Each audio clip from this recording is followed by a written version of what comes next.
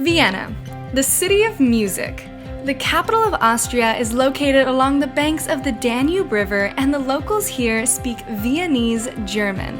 When I think of Vienna, I picture palaces, grand balls, Renaissance museums, classical music, and the opera.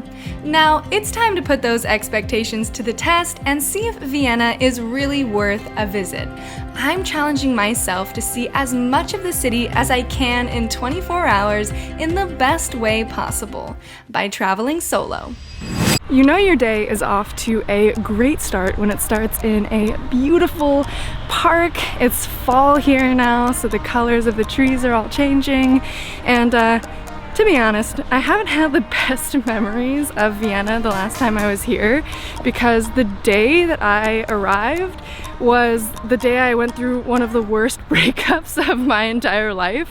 So doesn't have the best resting memory in my mind, so I'm excited to make up for that. And you know, I can confirm though that Europe is still pretty awesome even when you're sad. Vienna is divided into 23 districts, and it can look intimidating on a map, but in reality it's pretty small and easy to navigate. Ringstraße is the grand boulevard that encircles the historic Innerstadt district. If you want to go on a building safari while in the city, this is the place to be. Just casually walking down the street, and we found Mozart's house. Apparently he composed more music here than anywhere else in his career. It's the only still existing apartment that Mozart had here in Vienna, so it's 12 euros for the entry fee, and if you are interested in learning more about this incredibly famous composer, this is definitely the place to do it.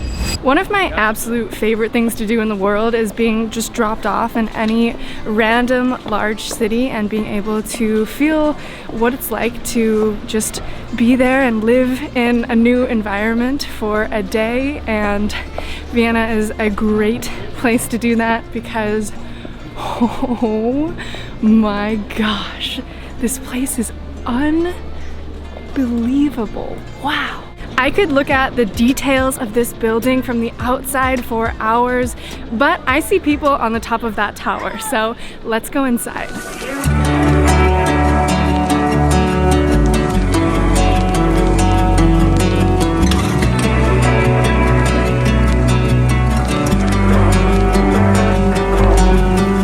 I made it to the top of the North Tower, and as you know by now, I am not a fan of heights, but you get an incredible panoramic view of the city from here, and you can also see up close the details of this beautiful tiled rooftop of the cathedral. This has to be the best bird's eye view of all of Vienna. It was a €6 entrance fee for adults, but definitely worth a stop. We are going to take a quick break from exploring Vienna to talk about something very important while traveling the world: staying hydrated. I am so excited that Liquid IV is sponsoring this video because I have been using them for over 2 years now. Liquid IV is a great tasting electrolyte drink mix, and it's one of the very few nutrition related items I bring with me on every single one of my trips. Space is very limited, especially when you're traveling without check-in luggage, but I always make sure to pack a few sticks of Liquid IV because they are a lifesaver and they're very easy to use on the go in your backpacks and suitcases. When you're traveling, sometimes you don't have constant access to fresh water, or you're so busy sightseeing you forget to drink water. So this helps me stay hydrated even on long days walking around outside. As someone who suffers from chronic headaches and who also enjoys a few glasses of wine on the weekends, especially while traveling in Europe, drinking Liquid IV has helped me combat the dehydration that can cause headaches and hangovers. Drinking one Liquid IV hydration multiplier hydrates you faster and more efficiently than water alone, thanks to the powerful science of cellular transport technology and clean ingredients. This CTT helps you absorb not only water, but also 5 essential vitamins.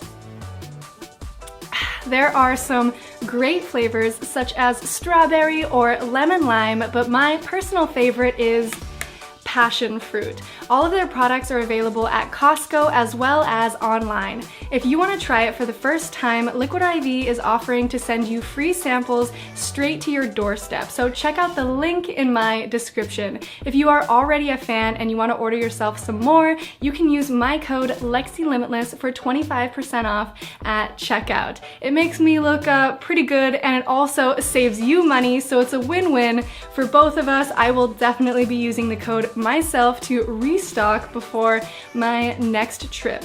Speaking of which, I think it's time to continue walking around the streets of Vienna. I'm just leaving the church now, and I am in the city center. This is the first district. It's a very popular area because there are a ton of different tourist attractions, but one thing to keep in mind, and this actually goes for most major cities, is wherever there are a large concentration of tourist attractions, there's usually not a lot of locals because they're high rent districts, so not a lot of people can afford to live here.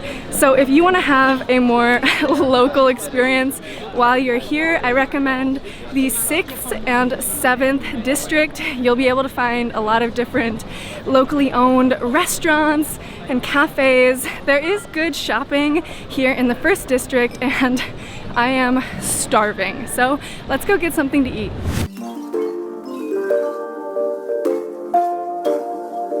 I am so excited to be trying the traditional Austrian Wiener Schnitzel. It's made from thinly sliced veal cutlets that are then lightly breaded and pan-seared. It's served with a little bit of lemon juice as well as cranberry sauce and a small potato side salad. I was recommended to come to this specific restaurant by a local friend who said it's one of the best in all of Vienna. This little garden is adorable, and I am so excited to try this.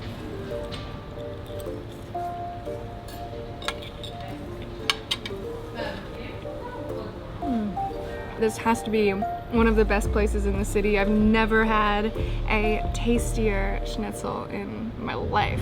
All right, I have just arrived in the museums quarter, which is a perfect opportunity to talk about the museums in Vienna. It's arguably one of the most popular things to do in the city, and if you want to see all of the most famous museums, you're gonna need a minimum of 3 days, so I suggest picking a few of your favorite and going from there. My personal favorite is the Belvedere because it holds the world's largest collection of Gustav Klimt paintings, who is one of my absolute favorite artists. There are some free museums and some that are paid, so if you're on a budget, you might want to seek out the free museums. And I had a lot of recommendations from some of my local friends here, so I'm gonna put the text on screen to list out the names of some of the other amazing museums around the city. And you know, this is actually a pretty cool place to hang out. It's actually very well known for this this lounge seating, so I might sit back and relax and stay a while. Visiting museums is one of the best things to do by yourself since you can do it entirely at your own pace. In my previous video from my trip to NYC, I shared all of my best solo tips for you to have a safe and memorable experience while traveling alone. Travel is one of the best ways to develop your independence and to guarantee you'll get to do everything on your bucket list. I am now passing by the Klein's Cafe, which was featured in the film Before Sunrise, which is actually one of my favorite travel films. You should definitely check it out if you're traveling to this city. And the cafes in Vienna are so significant because they're almost the heartbeat or the essence of Viennese culture. So many of the greatest minds who have come through this city have sat in these very cafes and had conversations about philosophy, art, and music that ended up impacting the entire world. So it's really amazing to be able to sit and soak in that ambiance for yourself. I am now exploring Naschmarkt, which is the open-air market in the center of Vienna. This place is over 100 years old and is home to over 100 different stalls for shopping, primarily food, but there is a flea market open on the weekends. I definitely recommend always going to local markets because it's such an amazing way to see some of the different aspects of their culture. Vienna really is a melting pot, and that can be felt here in the Naschmarkt because there are so many different influences from around the world, not only in different countries around Europe like Greece and Turkey, but also in South America and Asian influences as well, which is so amazing to see. I definitely recommend this place as well.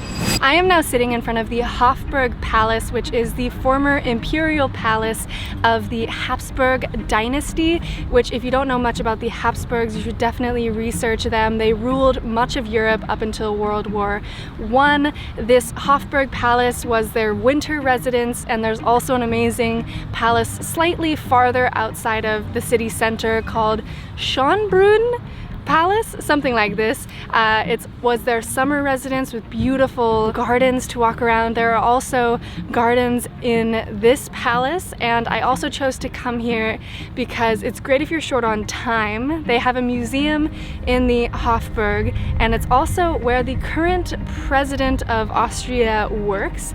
It's very close, only a few minutes walking distance from the Austrian National Library, which looks like something out of a Harry Potter movie, like Hogwarts. Beautiful, beautiful library. There's a greenhouse with butterflies, and there is also the Imperial Treasury, which holds some of the Habsburg crown jewels, which are always incredibly satisfying to see. There are a lot of different options of palaces to see in and around the Vienna area. I'll list a few of the names on the sides of this video here for you to choose from which one you like the most, but I definitely recommend the Hofburg if you are in a hurry. Other great ways to spend the day in Vienna include the Prater amusement park, which is home to one of the oldest Ferris wheels in the world.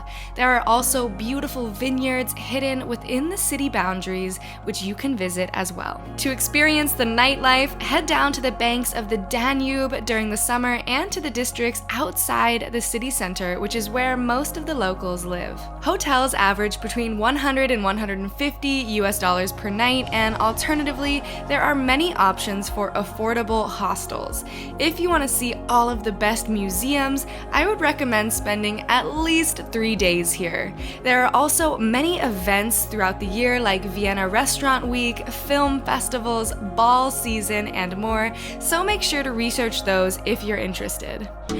And that concludes my Vienna travel guide. Thank you so much for watching this video. If you enjoyed it, don't forget to smash that subscribe button to join the Limitless Army community. Let me know in the comments what travel destinations you would like to see in the future. And until next time, keep pushing your limits.